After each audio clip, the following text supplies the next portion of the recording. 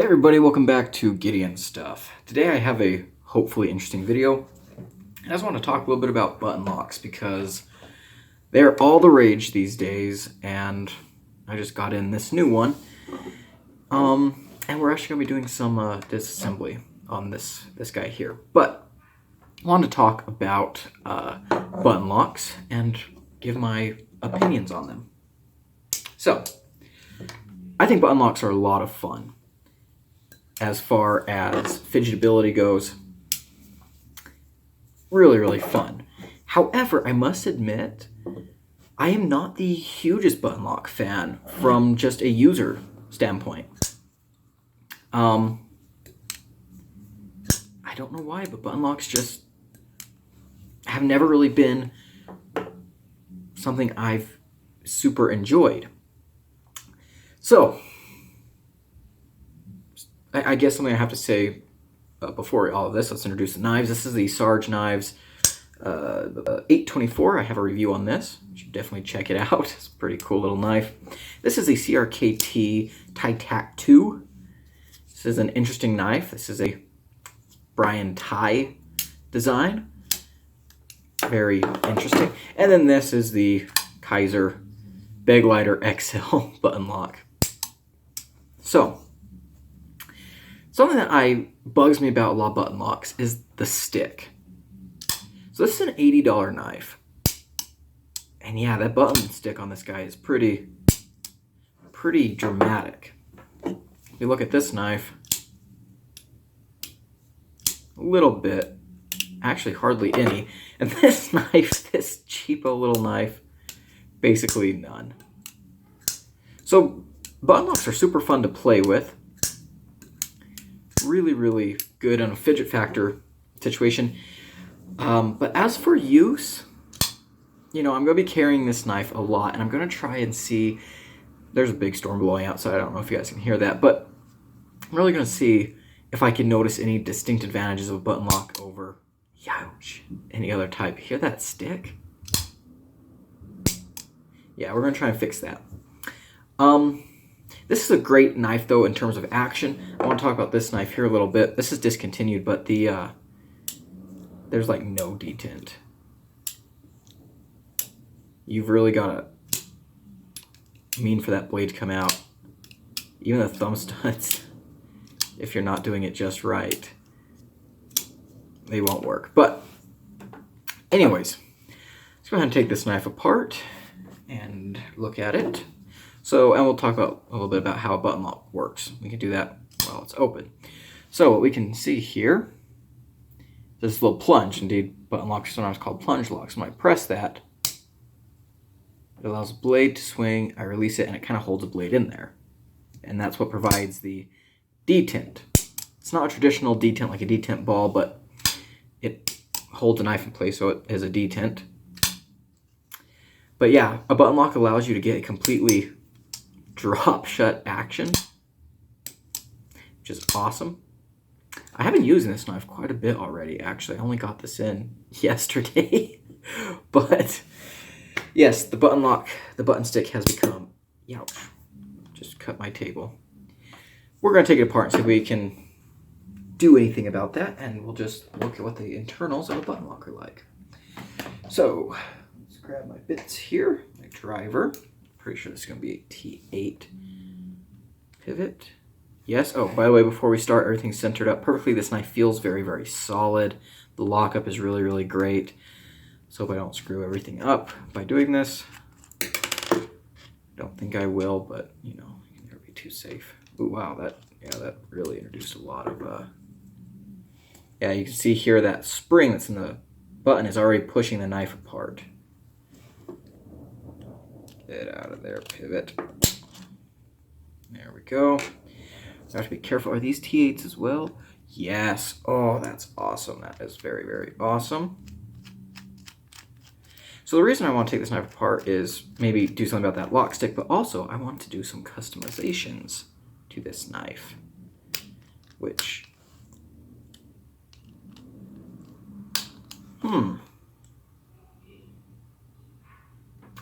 that screw is just a tiny bit stripped from the factory. We're gonna go ahead and switch my bit though.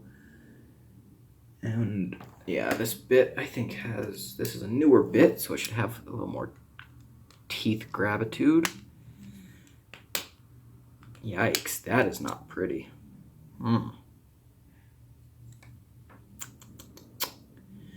Well then, let's see if I can get some grip in there. We'll see. All right, so let's take a look at this real quick.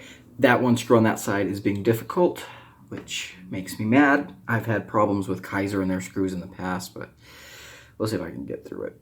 So that spring sits in there like that, and then of course you have your scale. It goes on over that, and then the spring presses in against that hole that's milled there, and the micarta, or the liner, not scale. Love these bearings. We've got these awesome multi-row bearings. That's really, really cool to see. Let's get this blade out of there. Set him off to the side. Love those bearings. That's why it's so smooth. Nice size stop pin. That little barrel fell out. And there's stop pin. Put them over there. And now I'm going to fight with this screw.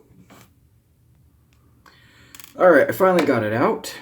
There it is. That's awesome. I used the soldering iron trick to loosen the Loctite, and then I just kind of held the barrel in place with a pair of pliers from the back and did my best to get some grip on the screw.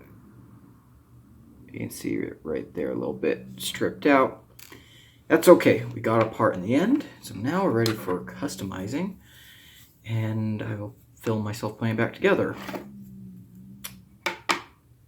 If I still have daylight. If not, well then you guys understand how it works. Alright, we're back. It's the next day. I didn't get to film me putting the knife back together, but here it is, now modded. As you can see, my mod was to dye it, and then I also did some stuff on the inside I'll talk about here in a second. The dye came out okay. I was going to do the fake bolster, like black, and then the blue down here. However, unfortunately, I did choose a lighter shade of blue, but I left it in the dye just a little bit too long, so blue got a little bit darker than I wanted, and then I don't think I left the black in long enough, so it's a little bit hard to tell them apart. You can see a little bit better on this side, but might have to fix that again one day. Anyways, yeah. I fixed that button stick quite a bit. There's still a little bit, but not as bad as it was. Very, very happy about that. Centering is pretty good. Maybe just a little bit off to that side. The knife went back together pretty well.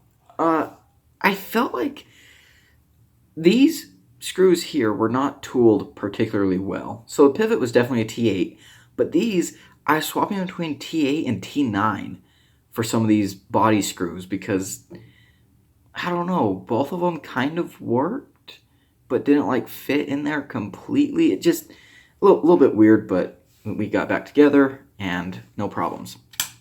So, continuing the discussion on button locks.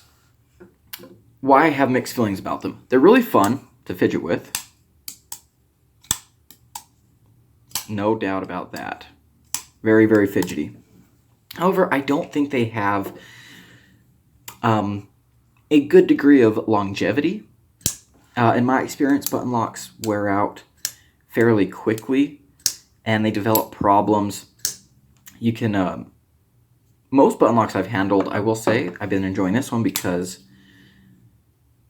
no blade play at all, so that's really nice. But most button locks very quickly develop blade play. They very quickly develop issues locking up. Things like that. The other thing is a button lock that is not well done. I talked about this a little bit already with this knife. Is sometimes just a little bit annoying because the blade just kind of farts out of there. Oh, that time I actually locked up.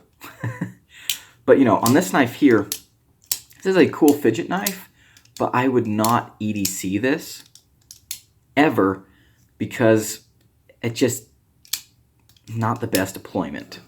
This one is probably one of the best button locks I've ever handled. I'm really excited to take this knife and use it hard and really put it through its paces and see how well that button holds up.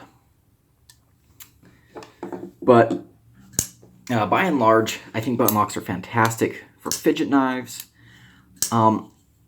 They're great if you're talking about, in terms of ambidextrousness.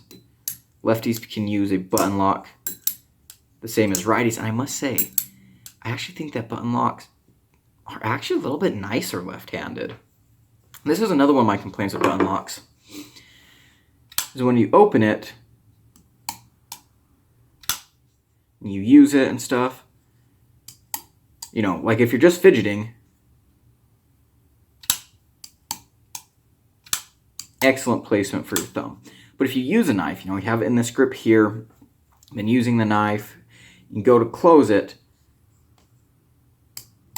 I don't know, I just feel like, in a lot of ways, I feel like it should be similar to an axis lock. But it feels a lot different. It's an axis lock out, you use it, and then, whoops, and then you close it. With this, I actually like closing a button lock better left-handed, because you use the knife, and then you bring this finger up, and I don't know why that feels better to me. I don't know why that feels better than using my thumb.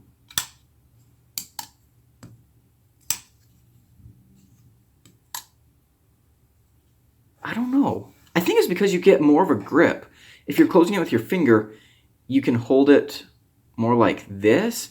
And for me, if I'm going to close it with my thumb, after I've been using it,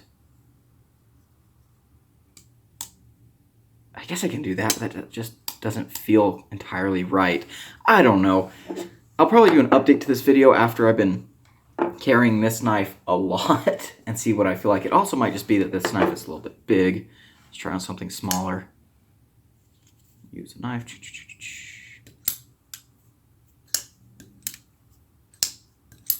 Okay, that's not bad.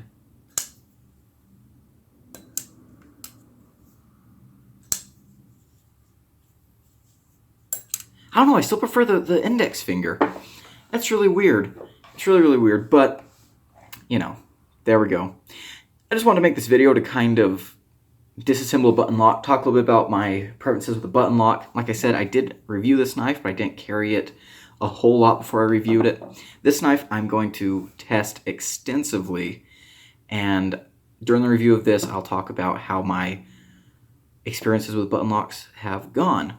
I hope I learned some interesting things. I think I will, but really looking forward to it. We'll see how this holds up in the long run. So far, it's perfect, very solid, and I've been enjoying it a lot.